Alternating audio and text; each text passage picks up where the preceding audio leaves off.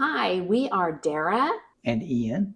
and we are American and British. citizens who are a married couple that live in Texas 7 months of the year and Britain for 5 months of the year. And we are going to go over our DNA results today. In this video, I'll talk about my DNA results, Ian will discuss his, and then after that, I'm going to do two more comparisons. I'm going to show the DNA results for me compared to my two brothers, and I will show you for one of my brothers his DNA results from 3 different companies, so you can see how DNA can vary between siblings or between the company that you get your DNA processed through. But let's start with ours. Ian grew up in California and Wales and England and was born In Kingston, Jamaica. So we were interested to see what his DNA would say. And let's talk about what was surprising. What I was most surprised about was that I am, according to the DNA test, 1/2 Welsh, 49%. Yes, and was that surprising? It was because I have a pretty good grasp of my genealogy. It goes a ways back. And my grandfather was Welsh. And so I would expect that impact on my DNA, but my other 3 grandparents were all English. There's no indication that there's any line in those ancestors that traces back to Wales. Mm-hmm. So you thought I'm going to be 75% English and 25% Welsh. Yes, that approximately. Is correct. That is correct. And a number of my English ancestors lived in the borders area around Malvern, Herefordshire, Worcestershire. But my understanding is that unlike today, where people migrate quite a bit between places within the UK and within Europe itself, back then they didn't. They lived in the same communities for a long, long time, and there wasn't a lot of mixing of the different British ethnicities. However, we're going to talk about communities in a second. So let's finish talking about your percentage DNA of your ethnicities, and then let's get back to the communities because I think that might have some answers. For England and Northwestern Europe, it says you're 45%. So I assume that number was lower than you expected. Yes. And then Sweden and Denmark, you were 4%. Well, that's not surprising. And Norway, 2%. Again, not super surprising considering the fact that a lot of invaders from those countries that mixed in with the native populations or the Anglo-Saxon populations here in Britain. In Britain. That's your Viking blood. Yeah. And also my last name, Sandland, I think could have Scandinavian origins. That might make sense. Now let's take a look at Ian's DNA communities, because this is what I think is a little bit interesting. So your 2 big communities that it shows are, not surprisingly, the Midlands.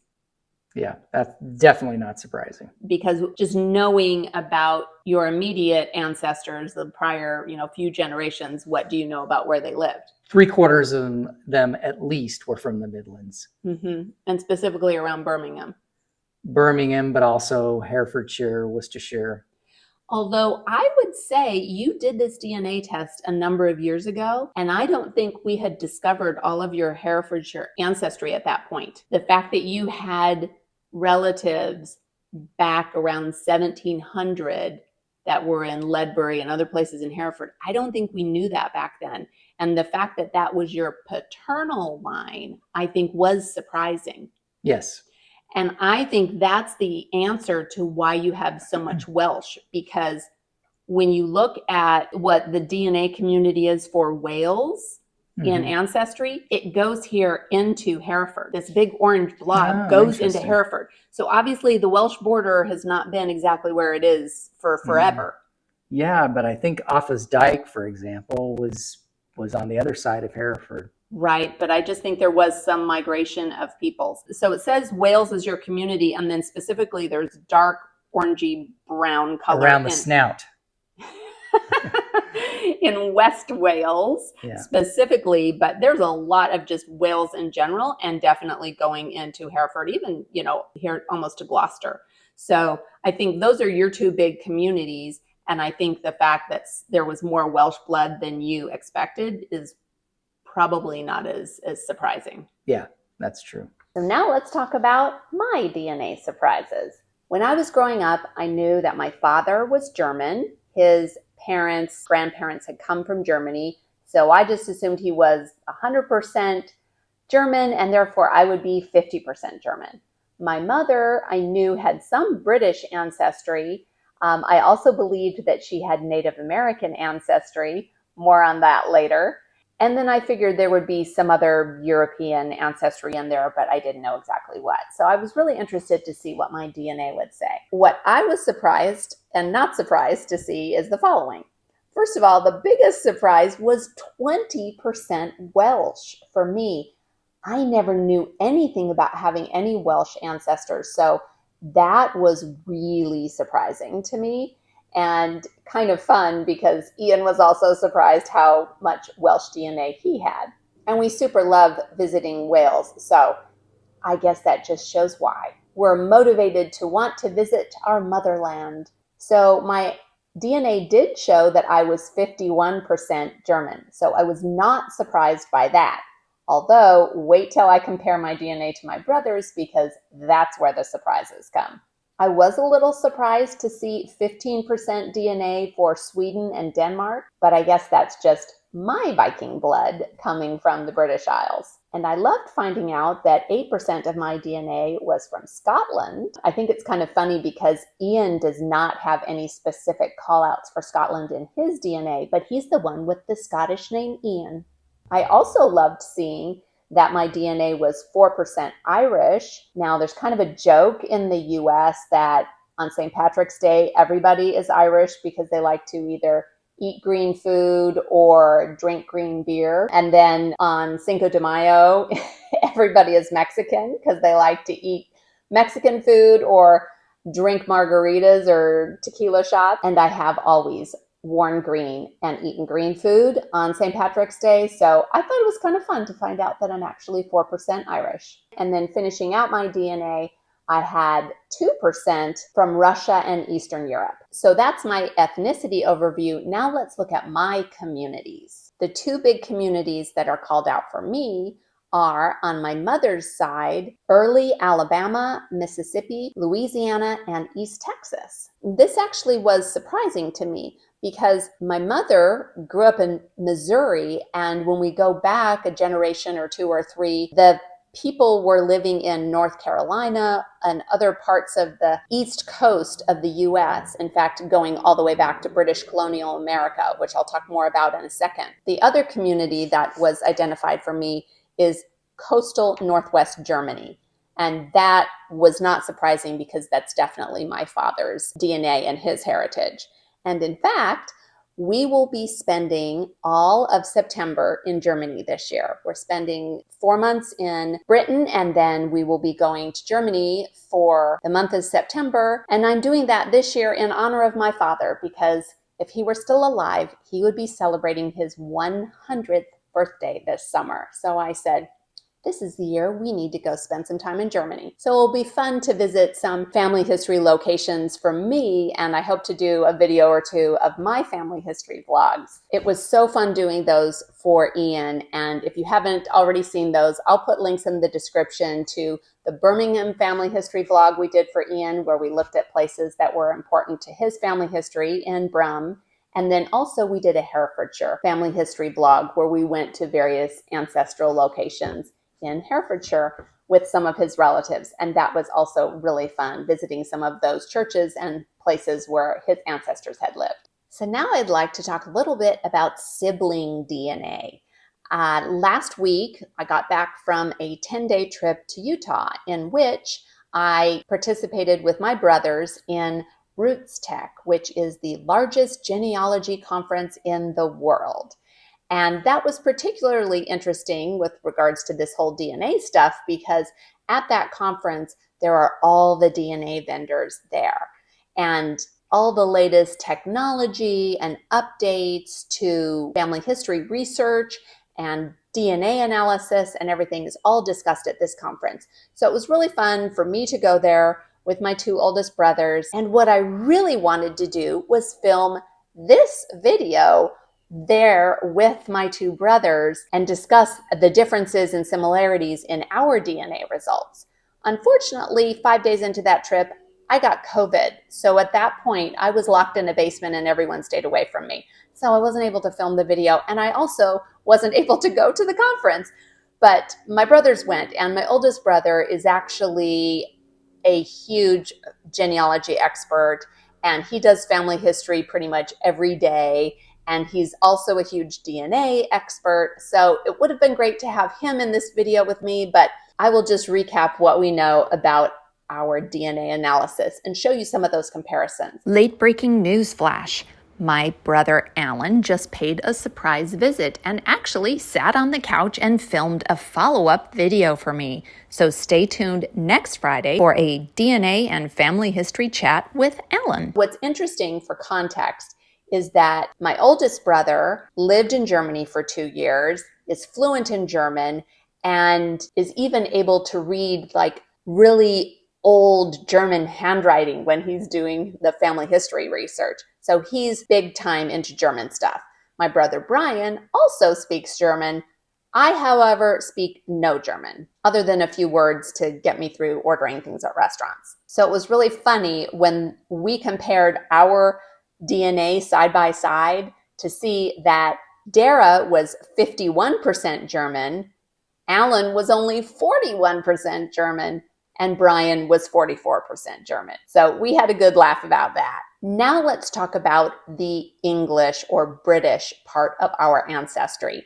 This is, of course, of big interest to me because I have a YouTube channel that's all about Britain, and I've spent 4 years doing hundreds of videos about British stuff. Well, let me tell you a little family legend, and let me know in the comments what family legends you have. What were you told as a child about your ancestry? And then maybe when you actually did a DNA analysis or did some family history research, you discovered that some of those legends were not true. Here's our false legend.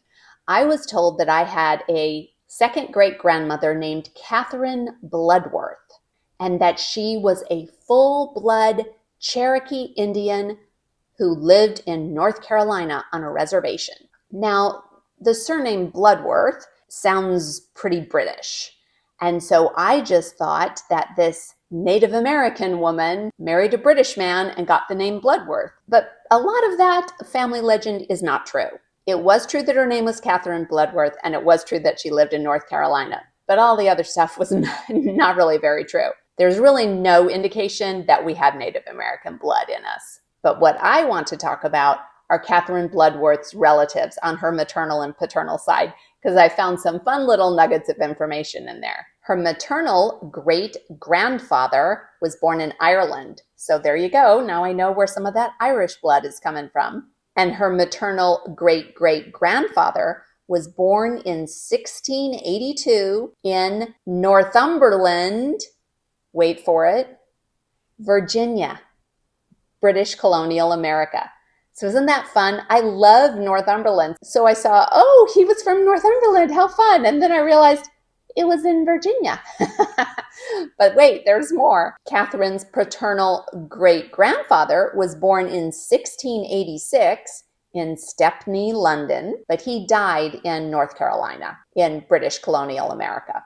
Catherine's paternal great-grandmother was born in 1715 in Newcastle, Durham, British colonial America. I got so excited again when I saw the Newcastle name because I love Newcastle, have a great vlog of Newcastle on the channel. I'll link that in the descriptions. And also super love Durham and have great videos from Durham. So it was fun to see those names. And then, of course, it was British colonial America. But not surprisingly, lots of places here in the colonies were named after places in Britain. I just was not familiar with those places being here on this continent. So that was really fun to see. And then Catherine's paternal great-grandfather on the other side was born in 1706 in Isle of Wight, Virginia, British colonial America. So again, all these places with great British names. I did have the one ancestor from London, but these other places were all British names in the colonies. And so now I think I need to go on a family history trip to the East Coast and go visit some of these places and see if they still exist. Now, after me talking about all of those British ancestors, you'd expect I would have some English DNA, right? But for the category of England and Northwestern Europe, I don't even have any in my top DNA markers. Alan has 2% England and Northwestern Europe, and Brian has 2%. And I'm not even 2%, which is totally unfair because I'm the one who has a home in England. But continuing with other places in Britain, I do have 8% Scottish blood in me, while Alan has 22% and Brian has 24%. I was surprised how much that could vary in between siblings. So I was surprised it was that different and also jealous. I'm jealous I'm not more Scottish because I love Scotland. And then Wales really I thought was surprising because I'm 20%, whereas Alan's only 5% and Brian's 3%. Again, I just must not understand how DNA works. For Ireland, I'm 4%, Alan's 3%, Brian's 6%. That's not too different. And then when I first saw it, I was surprised because I didn't know anything about any Scandinavian ancestry, that for Sweden and Denmark, it was 15% for me, 18% for Alan, and 12% for Brian. But I guess I shouldn't be surprised because we definitely have that British Viking blood. So finally, let's just look at Alan's DNA across 3 different sources of DNA analysis, comparing Ancestry, 23andMe, and then another DNA analysis place called Living DNA. And from what Alan's told me, this is a company that's newer, it's smaller, and it's actually based in Britain. So let's see how the results compare for him across those 3 different sources. In terms of his German DNA, Ancestry says he's 41%, 23andMe says 21%, and Living DNA says 4%. That's kind of crazy. For East Europe and Russia, that's pretty similar. It's 2% for Ancestry, 3% for 23andMe, and 4% for Living DNA. And then here's where it gets really bizarre. For UK and Ireland, Ancestry's 30%, 23andMe is 45%, and Living DNA is 93%. And this is what's interesting about Living DNA is they drill down into a lot of specific localities within Britain. So they'll show, you have this much from Southeast England, you have 12% from Ireland, and 6% from Devon.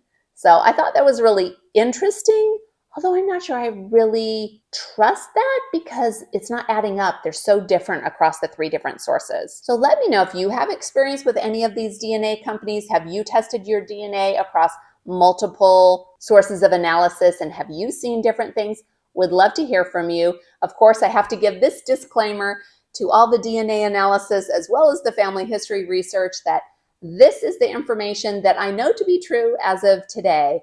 But once we have additional information, any of these results could change. Thanks so much for joining me for this discussion of DNA. I appreciate you watching this video, and do something good in the world today.